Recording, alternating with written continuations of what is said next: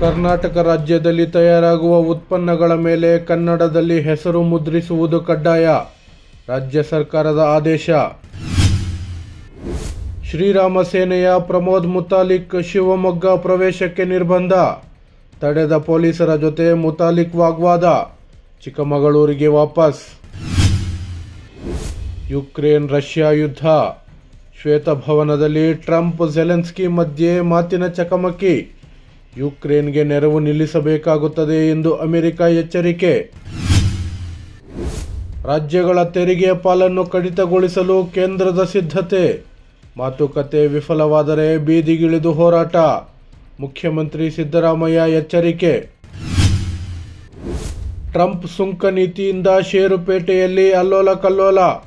ನಿನ್ನೆ ಒಂದೇ ದಿನ 8.8 ಲಕ್ಷ ಕೋಟಿ, ಫೆಬ್ರವರಿ ತಿಂಗಳಲ್ಲಿ 40 ಲಕ್ಷ ಕೋಟಿ ಹೂಡಿಕೆದಾರರ ಸಂಪತ್ತು ನಾಶ.